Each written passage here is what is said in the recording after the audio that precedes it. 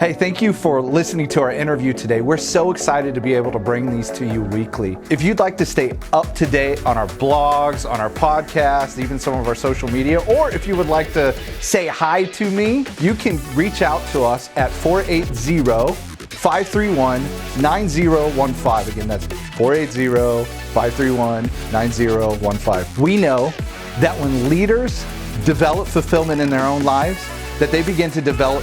I'm so excited about today's interview with Beatrice Kwok. Now, B and I go back a few years. She is at a church called Liquid Church in New Jersey, and we just happened to have a teenager that was moving over to Phoenix, Arizona. So her and I began to know each other, but she's amazing.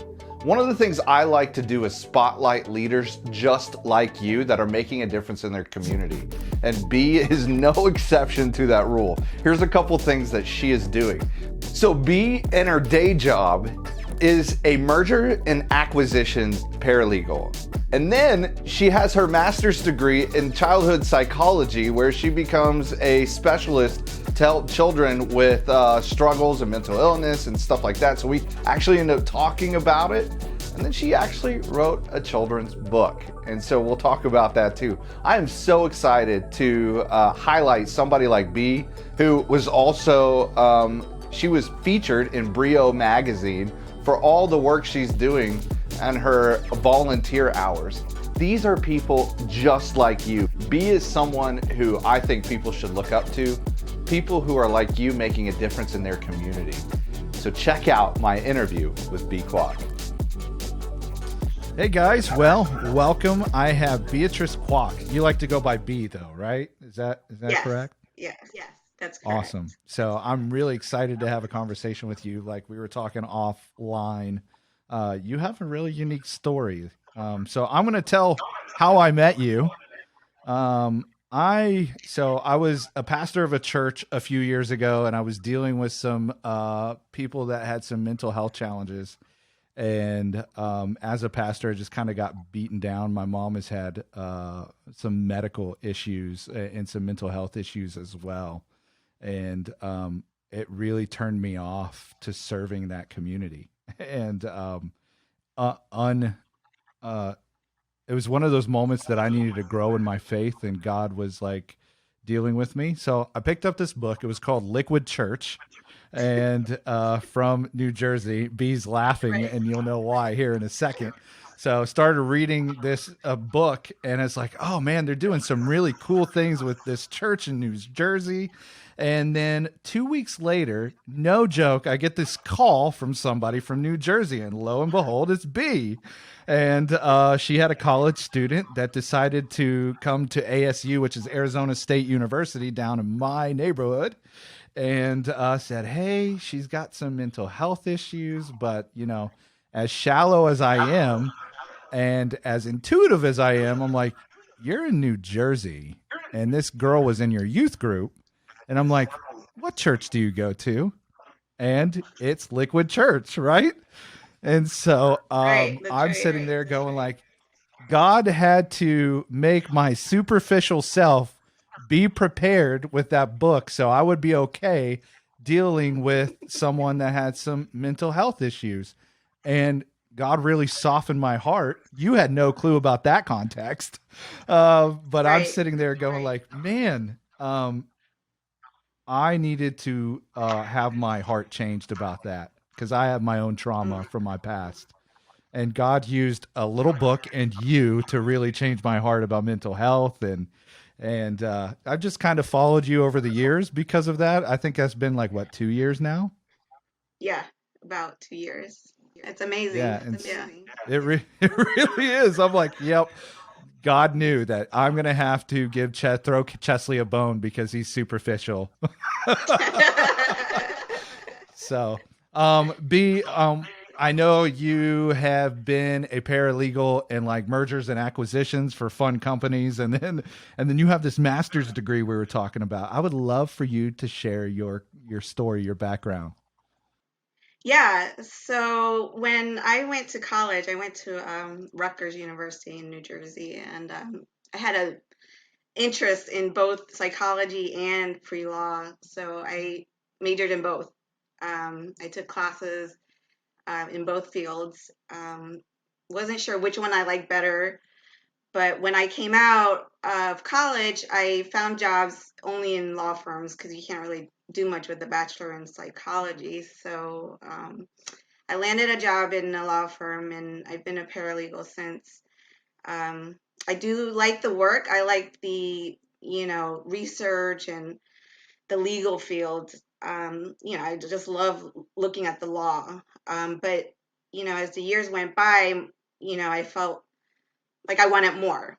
I wanted to explore the psychology side of my interests. And so I decided to get my master's in educational psychology. And then I graduated with the master's degree in that. And I still didn't know what I could do with a master's in psychology, but then I bumped into a friend of ours. My brother and I had a friend who was a child life specialist. She's a director of a child life program at our local hospital in New Brunswick, New Jersey.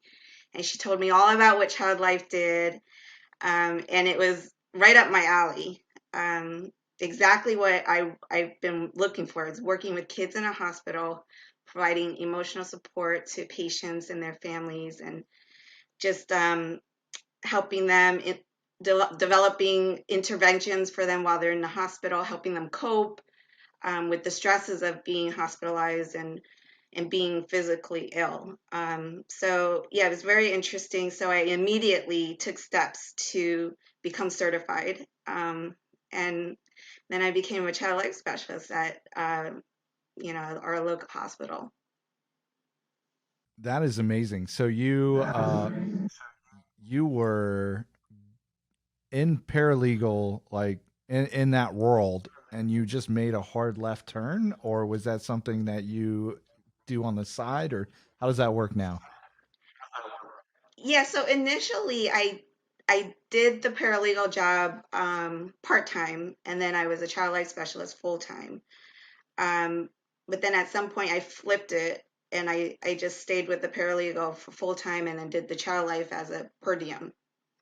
Um, but I've always kept both of them because my interests were in both. I was fulfilled by both jobs, so I couldn't make a decision.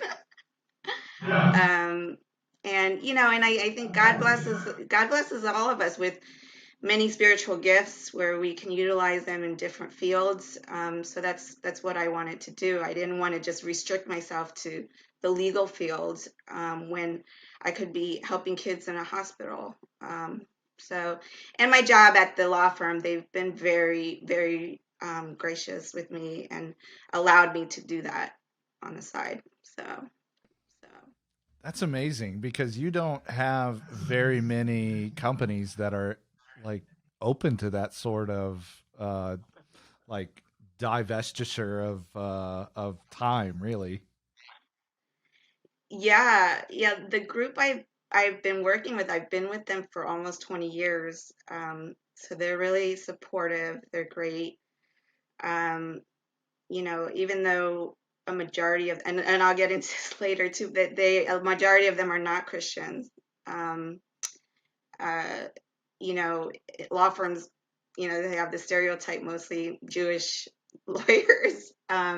So they're not followers of Jesus. So it's been difficult in that sense, but they all have great hearts, and they've allowed me to be flexible with my schedule.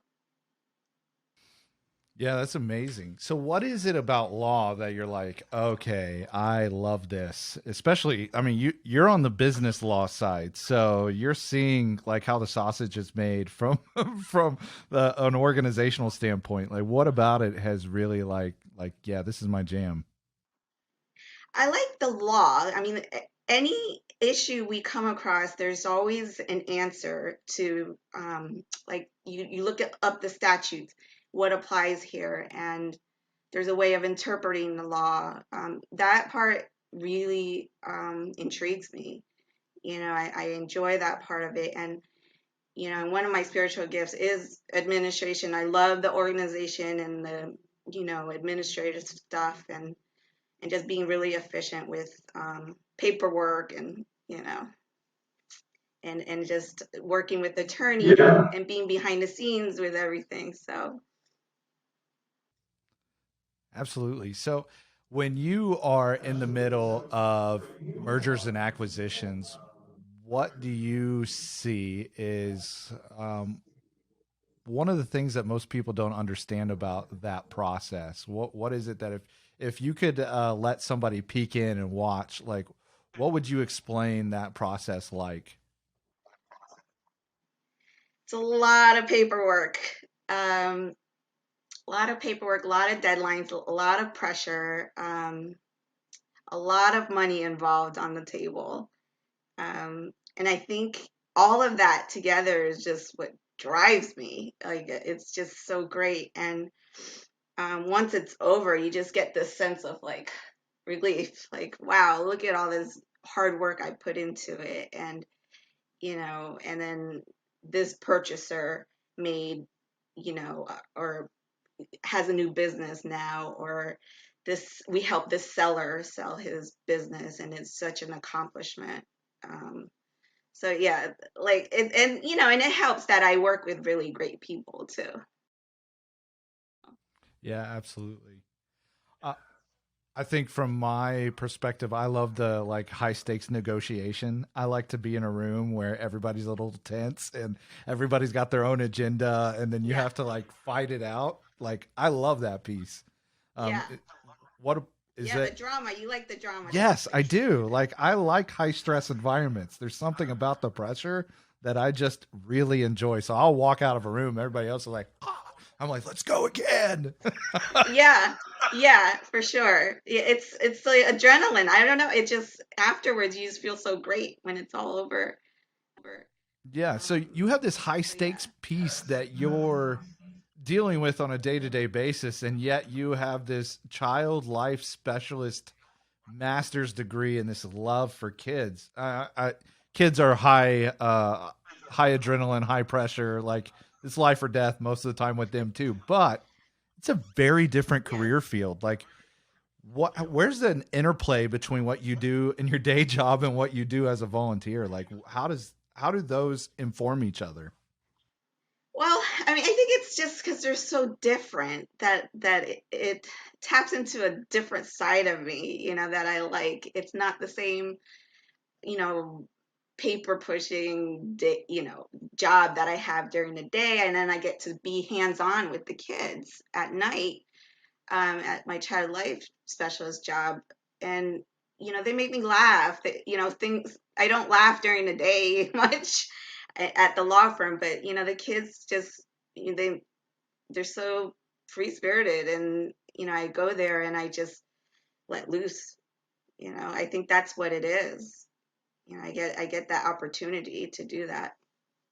So Yeah, that's awesome. So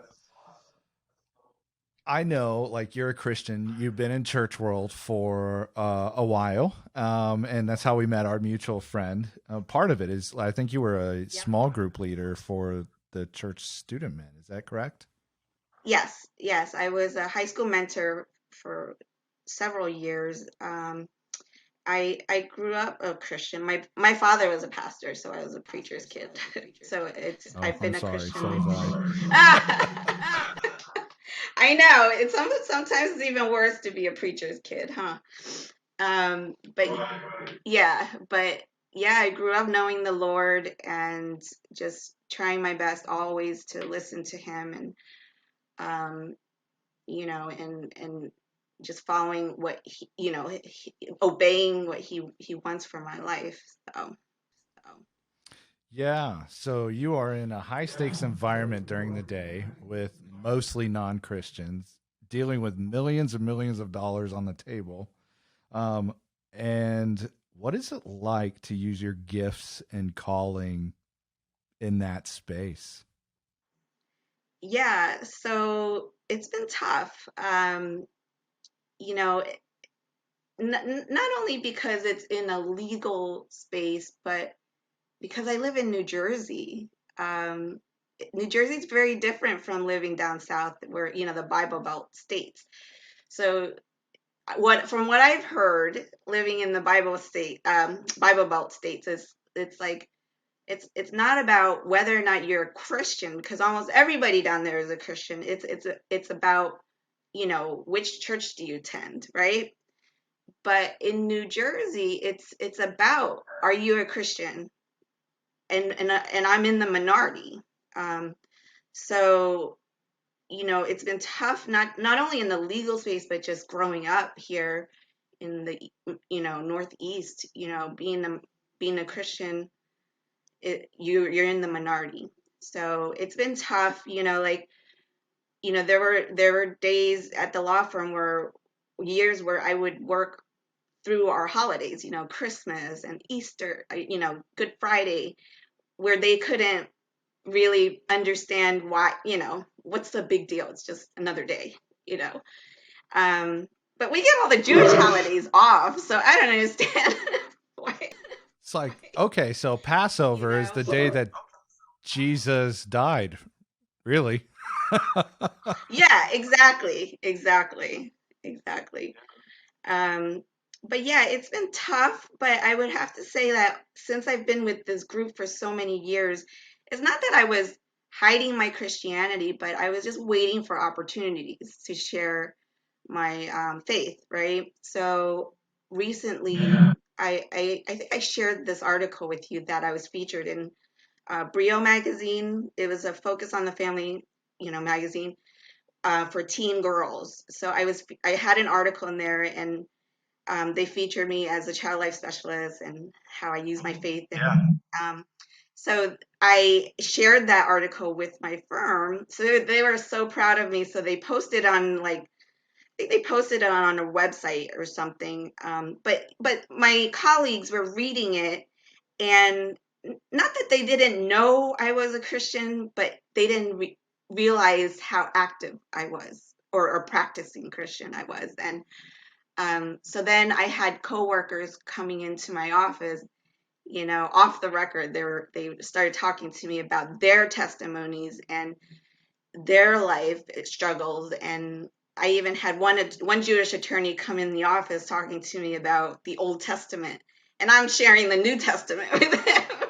So it's been really amazing, because God had presented all these opportunities for me to speak with my coworkers about my faith. And it's about planting seeds. You never know, that our conversation, where it could lead to, you know you know Yeah, as the cultural climate shifts to become more like what you're feeling on a day-to-day basis, like if there's any tips that you could give to people that are in a position where they're working with a bunch of non-Jesus followers, like what sort of insights could you give us to be better at kind of shining that light in the workplace without being weird?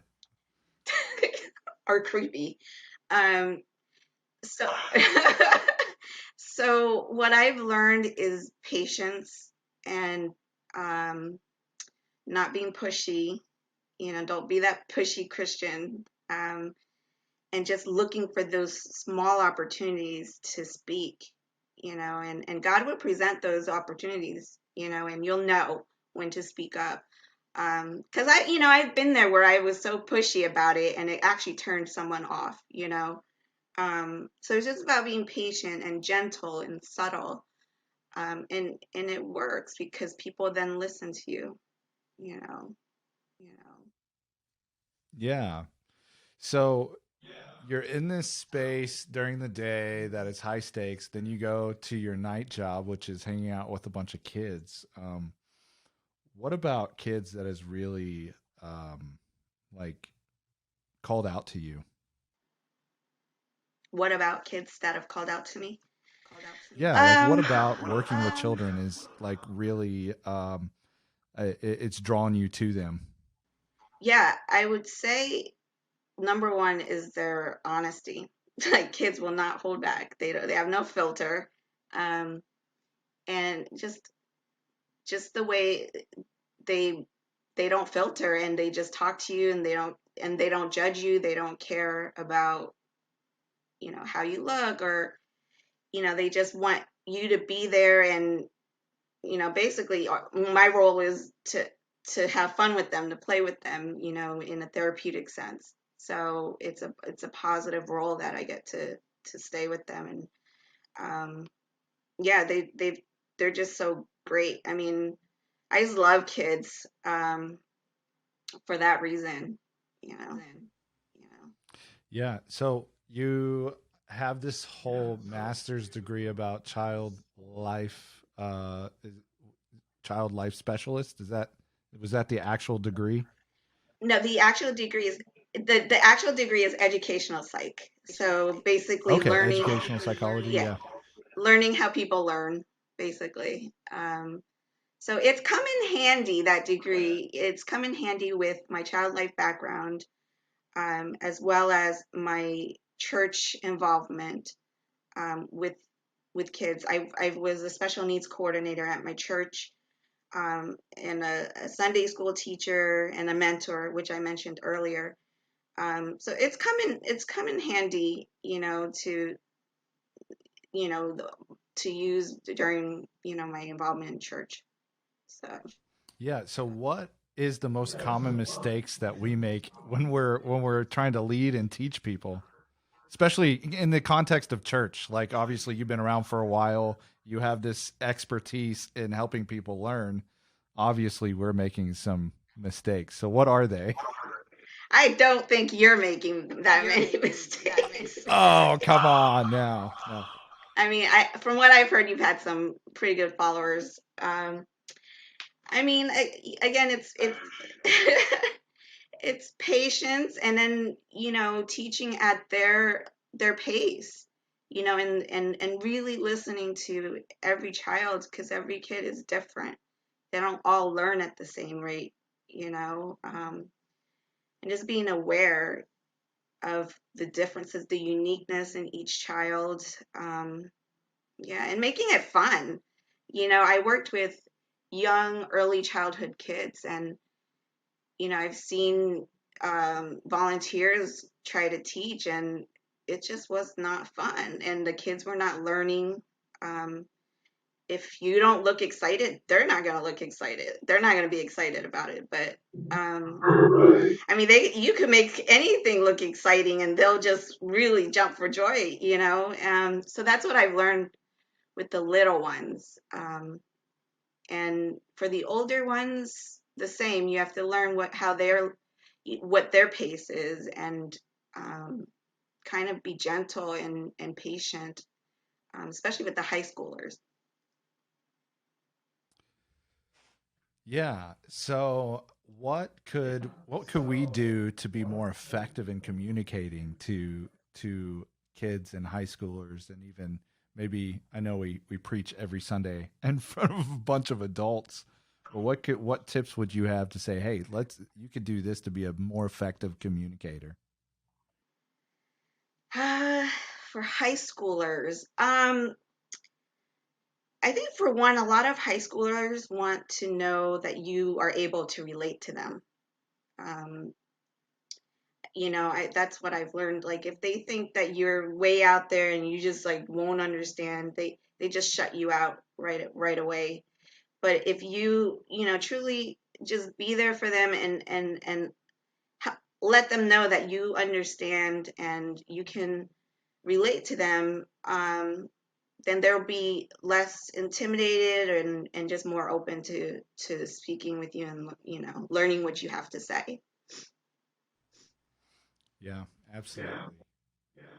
So you have your hands in a lot of different like pies, right? So what our guests don't know yet is that you actually wrote a book, and you got this children's book that you've written, and there's a whole process, a creative process to that. There's a whole time management piece that you have, because you've got these two very important roles that you fill. And then you're also, you said 38 weeks pregnant. So you've got time management issues. You got the fact that you're an author. Like, how do you manage all that? Yeah, it's actually not that bad. The pandemic has given me a lot of time to do this stuff. Um, but yeah, the book was amazing. It was inspired. My 4-year-old niece inspired me to write this book.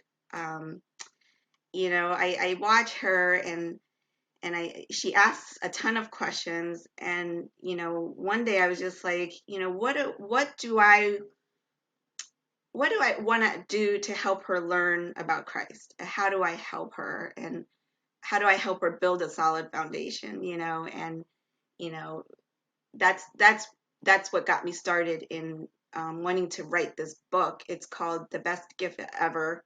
um, I don't know if you watched the preview, the trailer that I sent you for I it. did.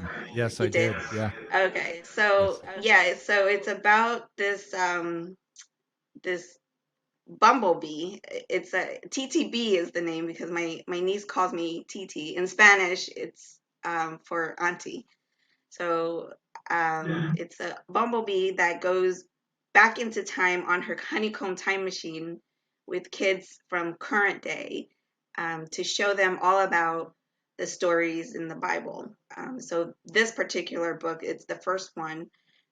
It's about the first Christmas, when Jesus was born, and she brings back this little girl so she could witness the first Christmas.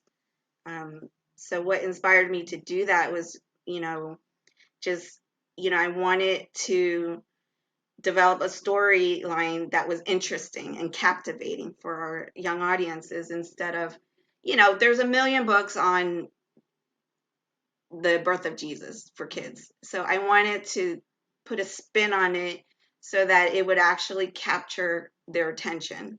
It's a honeycomb time machine. It's super cool. So we're gonna fly back in time, and watch the first Christmas. So yeah, so that's what gave me that idea, is to make it fun and modern day, for our kids. That's amazing. I I know that when you have your, like I said, you have your hands in so much, and you started talking about, you have the spiritual gift of administration. One of the things I love to talk about with my listeners is making an impact in their communities, which you're absolutely doing. You're using the gifts that you have. How did you? What was the process of discovering your gifts? Yeah, so the easy answer would be there's an assessment out there that actually tells you what your gifts might be.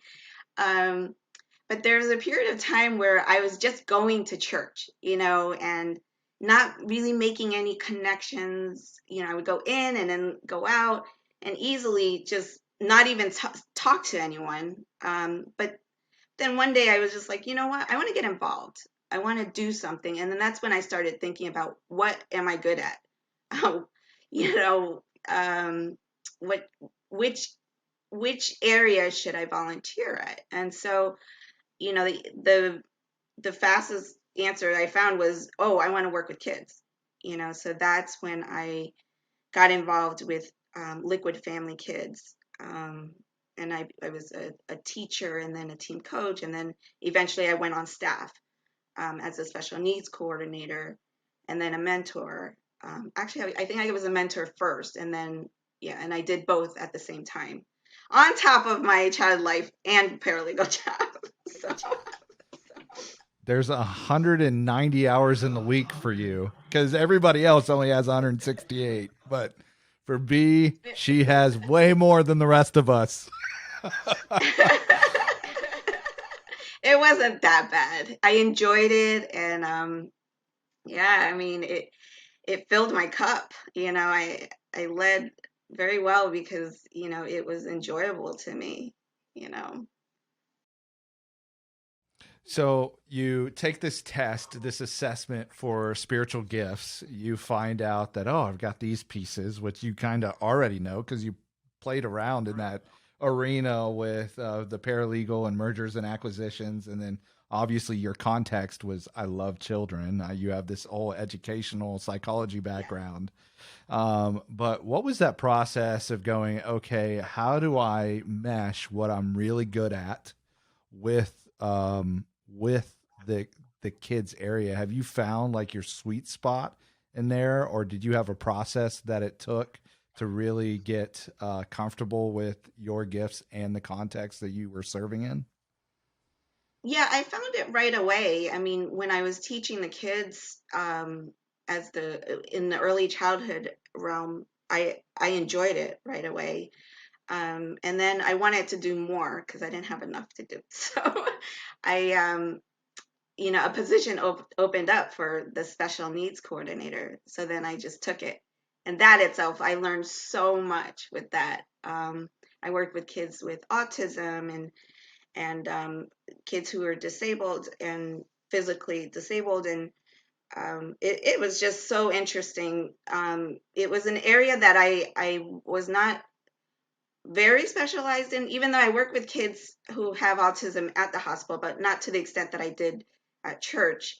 But that it taught me a lot in how to work with kids with autism and on a severe spectrum, like more extreme. So yeah, I found my niche there. Okay. So you were even kind of experimenting with the context that God was calling you to, and you would just like take step by step by step until you ended up in the space with taking care of kids on the spectrum. Right. That's right. That's right. Yeah, and it's about the opportunities that open up, and it was an opportunity that opened up for me, and I didn't want to let it pass by, so I just took it. Yeah. How do you know that you're supposed to take that step though? Well, you know, God tells God, you have to listen. God speaks to us in so many ways, like through His Word and through people. Um, and it's those opportunities you have to look for to see, is this something that God opened for me? And if it's, you just have to really listen. Not everything is, a God moment, but I felt like that those were God moments, where He opened the door for me to do that. Yeah. So what do most people not understand about autism? Obviously, you've worked with them for a while now, and you see all the confusion around mental health and how churches deal with it and how just everyday people deal with it.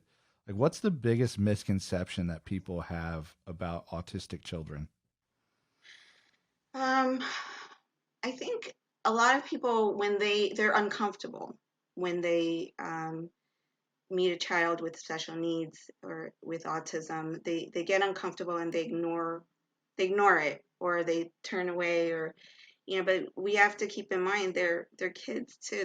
They just have different needs, you know.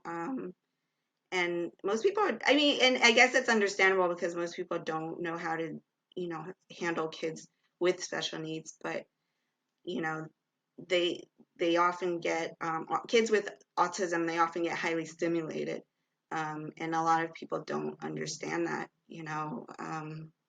but yeah, just you have to pay attention to every kid. Every kid is different. One kid with autism who likes to be touched. There's one kid who likes to be touched, and there's another kid with autism who doesn't like to be touched at all. So you have to pay attention to these little differences, just like you would with a typical kid. You know, so it's just all about being aware of Yeah. the uniqueness of each kid. Yeah. So I'm guessing mercy and shepherding are high up on your spiritual gifts assessment. Yeah, definitely. Definitely. Compassion. Um, what else? Encouragement, empathy. Yeah. Do you take strength finders? What is it? Street Finders? It's a strength finders was it's Clifton, the Gallup organization puts it out. It's a personality assessment for the workplace. But when you're talking about like Oh, empathy okay. and stuff, I'm like, yeah, I could see a couple of the strength finders pieces in there. Like we talk about Oh, self awareness all the time, so I find like obviously we have the spiritual gifts piece, which we believe God gives to us so that we can make an impact in our community. But that's only a portion of like a bigger picture, right? And so you talked about compassion and empathy, and it kind of it's very like it's very observant from me when I'm talking to you, like you exude that, and so Yeah. I find it interesting because you don't have somebody that works in that sort of environment with the legal side and business, and then you come all the way and you have this juxtaposition, and you're like super warm, and I'm an Enneagram 8, Wing 7. I don't know if you know that. ENTP, hard driving. Like it's very much I'm like I'm at home in this space, not so much in this space. So it's kind of interesting to watch how you have that juxtaposition there and you're able to manage it well. Yeah, I love it. I love it both. I mean, I can't say I love. I mean, maybe the psychology side. I'm more drawn to that a little more passionately. But I do like the legal side as well. So Do you find yourself using the psychology, like the psychology education in what you do on a daily basis? oh, always, always. I've always been like that since I was a kid. Yeah, I've always been like that. Are you analyzing your coworkers and analyzing the Oh, people that oh yeah. you're serving? Oh yeah. Yeah, yeah, yeah. So with all like anyone I meet, I'm always like I have like a mental file of what I think they are, and it's usually pretty on target. Um, so it's interesting. It's interesting, but I've always been like that. So studying psychology was something that I had to do. It's just natural for me. Yeah.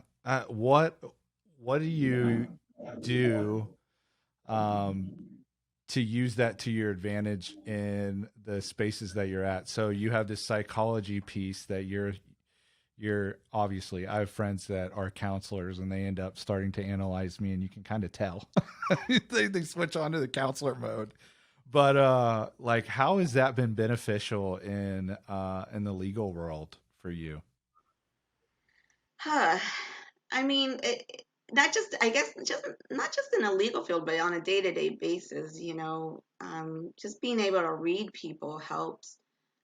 When to talk to them, when to back off, when to, um, yeah, I just think it comes in handy all the time to be able to listen to people and read them. Um, yeah.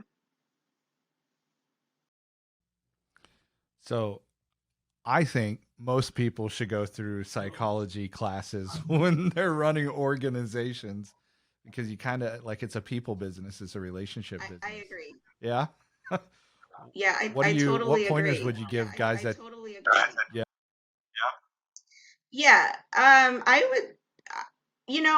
would say that something that I've noticed a lot of people have trouble listening, um, and really being present. And you know, I that would be a pointer I would give people. It's just listen. You know, um, a lot of times people love talking about themselves, um, and which is normal. It's what you're passionate about yourself. So, um, but I would tell people to just more focus on the other person and just really pay attention to their expressions and behaviors and what they're saying, um, rather than talking and being ready to say what's on your mind about yourself. So that would be a pointer. Yeah, so a lot of leaders they go into the room and they're thinking about the decisions they have to make, not so much about listening to the people around them. How can we be better listeners? How can you? Like what would we do to become a better listener? Yeah. Yeah, you just have to stop and listen and stop talking.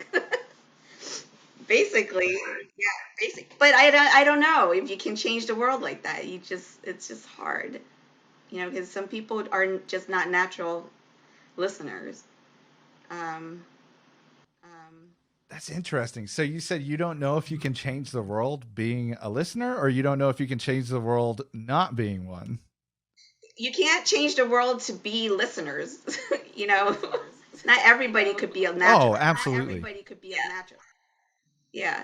I mean, for me, it just comes naturally because I'm an introvert. So I naturally just observe more and I listen to people more than I speak. So this hour talking about myself is very not natural to me. This hour listening is not natural to me. So, no, I think what you're saying though is super important for leaders. Is when you're dealing with teams of people that are wired completely different than us, like you can't make a decision that is fully beneficial for others if you don't have the tool bag to be able to pull from to listen to people. But so often we're not good at that skill, and obviously you're a psychologist, so maybe you've got a few some insights for us to say, okay, when you feel this way, do this Right, like instead, right, you know. right. So what are those type of things that we could do differently? To just stop and listen, you mean? Stop and listen, you mean? Yeah, to be better at when we want to talk, to be better at taking a step back. Like there's got to be some skills that we can develop that make us at least a little bit better at listening. Oh, I guess before you open your mouth, maybe pause and like, have I listened lately? Or do I need to really share this? But I think you're a great listener, Chesley. Yeah, you know, this job requires me to ask questions and shut up long enough that you're able to give me an answer. So, and then I've got to listen long enough to ask a follow-up question. So I think, you know, doing the podcast has definitely helped me as a leader do the same thing with people. And we were just in a meeting today, and I think for the first 15 minutes, I was quiet. That Really? didn't used to happen. Really? Yeah. So, didn't used to happen. It's like, this is what I think. Now I'm like, I'm not so sure I'm going to talk yet. I'm just going to wait and see what other people think. But There you go. See? nobody's ever accused me of being a good listener. No? Oh, I'm surprised. No, I've gotten better. It's been a acquired skill. Okay. Yeah. Yeah, you just got to learn to pause and then listen, pause and listen. So you learn a lot about a person. Yeah. You learn a lot about people just by listening and watching them. Absolutely. I totally agree. I don't have high empathy, so I'm not very good at feeling other people's feelings, and I don't have that. So I've had to learn to observe people's reactions to things because I don't feel what they feel. So if I don't, if I'm not aware of their body language or their facial cues, it will feel like I'm bulldozing over people. So I have to be very aware of, oh, their face says they're in a little bit of anguish right now. Why would that be? And so you just have to ask the question.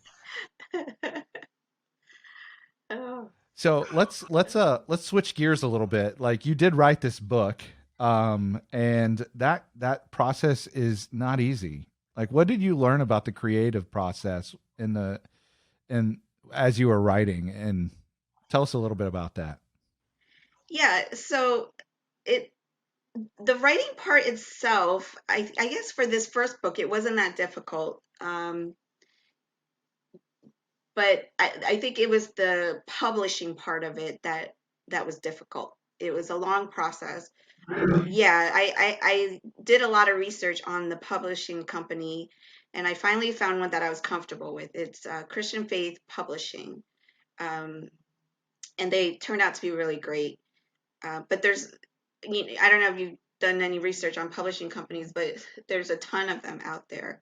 So it was hard to kind of filter through and see which one was a good fit. And I finally found Christian Faith Publishing was a good fit, but it was also the whole process, that took forever. I submitted my manuscript almost a year ago, and it finally came out.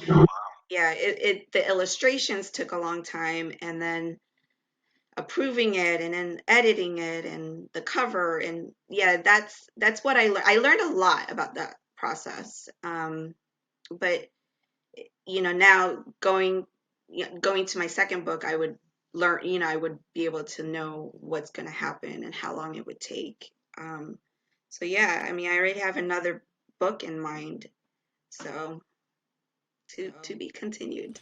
Tell me a little bit about what it was like working with the publisher.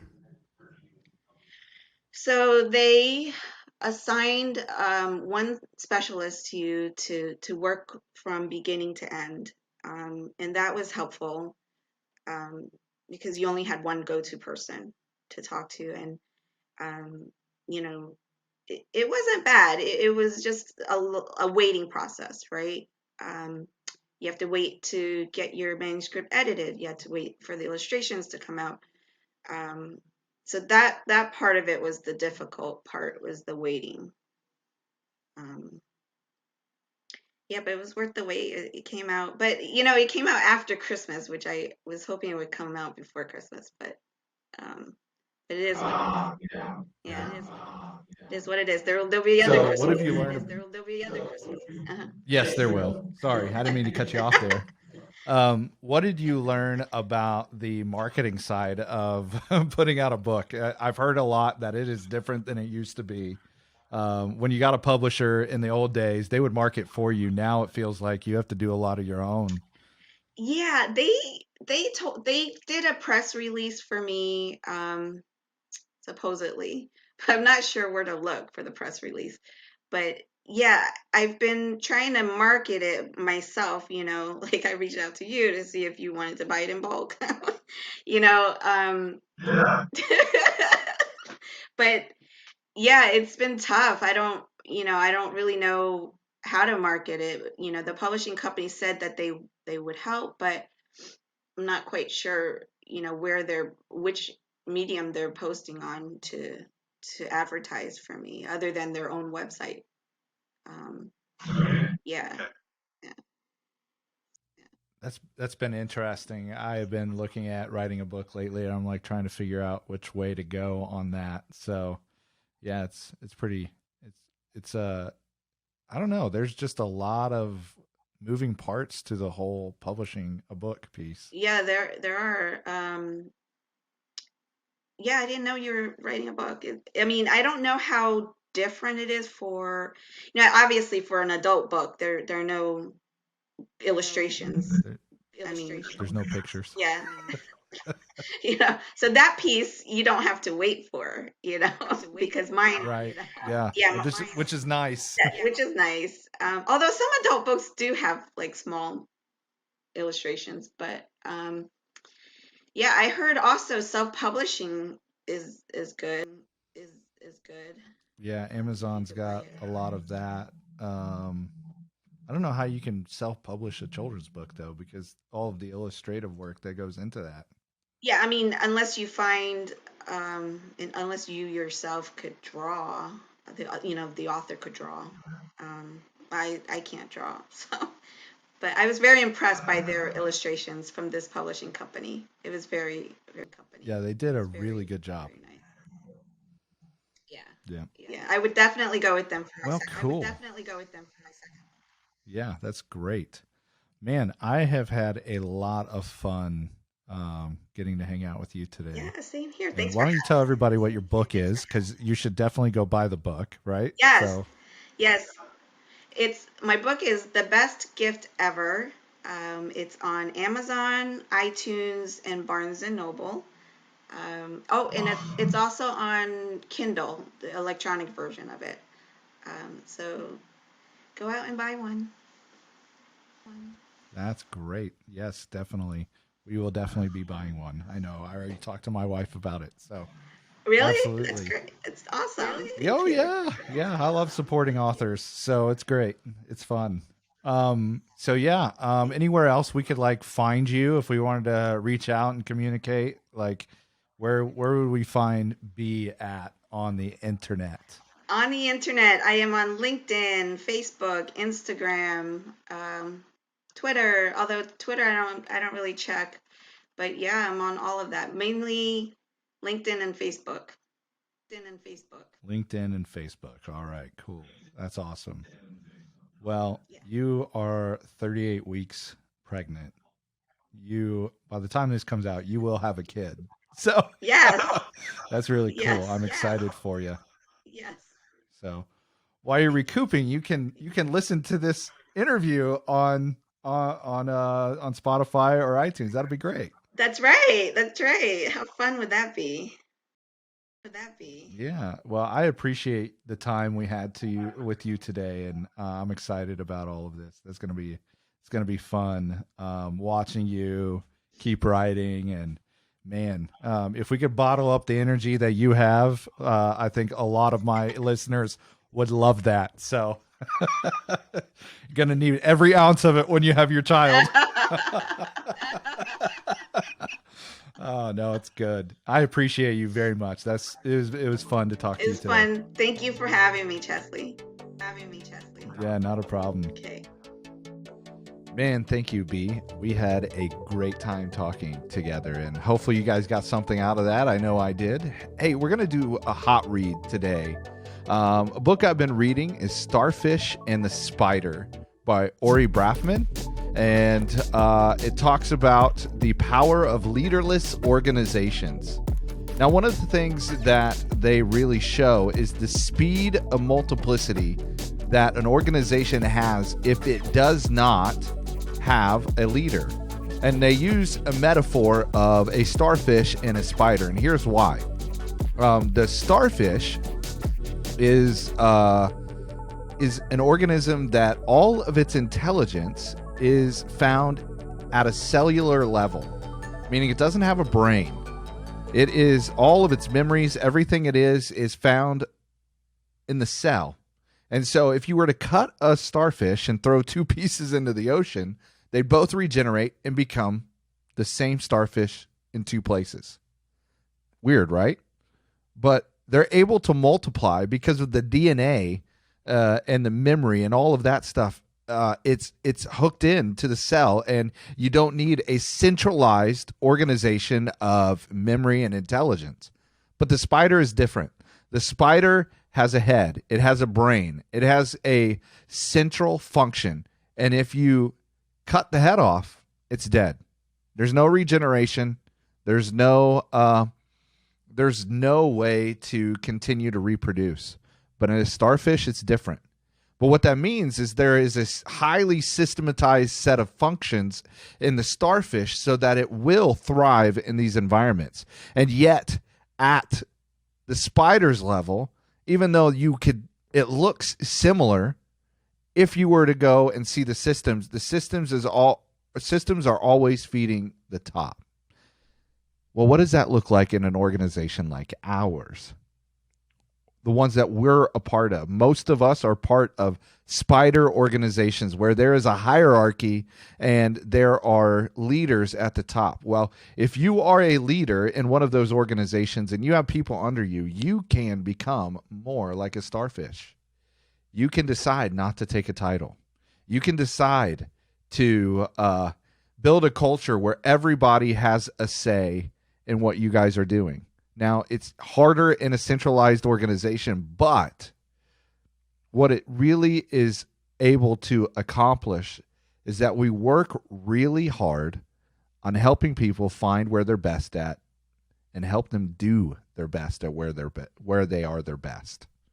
And so, what are they gifted in? Maybe they're over in a role that they shouldn't be. Maybe they should be over in a different role where they thrive. We want everyone to be in their proper place. And in a starfish organization, that naturally happens. In a spider organization, it takes effort. And oftentimes we get it wrong.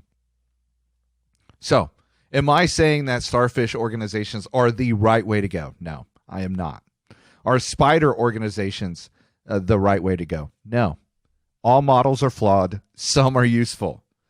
There are issues that come with the highly systematized, decentralized organization. And there are problems that come, and we've seen this, with a highly systematized, centralized organization.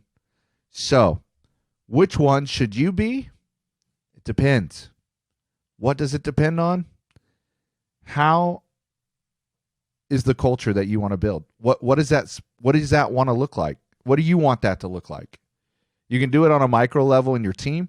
You can do it on a macro level if you're an entrepreneur. And if you're a church leader, maybe, just maybe, you could do that too. So that is Starfish and the Spider by Ori Braffman. You can buy it anywhere books are sold: Amazon, Barnes & Noble, Borders, Books A Million, wherever they have. Borders isn't even around anymore. I don't even know why I said that. No, it's good stuff. Hey, if you are a fan of our show, like, subscribe. We would love to get to know you. Just shoot me a text, man, or shoot me my text. Yeah, shoot me a text. My number is 480-531-9015. I would love to say hi to you and just get to know you. Maybe I could shoot you a Calendly link and we can meet up on Zoom. That would be awesome. Yeah. All right. I will see you guys next week. Remember that only fulfilled leaders fill the world with hope. We'll see you next week. Bye. Hey, there are more of you like B out there, and I want to get to know you. And so I would ask you this question. Would you text me at 480-531-9015? Again, that's 480-531-9015. And here's why. I want to set up a Zoom on my calendar so that I can hang out with you and get to know you, get to know your story. And I even want to feature some of you on my podcast. So be like B and hang out with me. I'll see you next time. Hey, thank you for listening to our interview today. We're so excited to be able to bring these to you weekly. If you'd like to stay up to date on our blogs, on our podcasts, even some of our social media, or if you would like to say hi to me, you can reach out to us at 480-531-9015. Again, that's 480-531-9015. We know that when leaders develop fulfillment in their own lives, that they begin to develop fulfillment in others. And when fulfilled leaders lead, they lead and develop hope. And the world needs a lot more hope. So here's the deal. We would love to see you next week, and let's lead full together.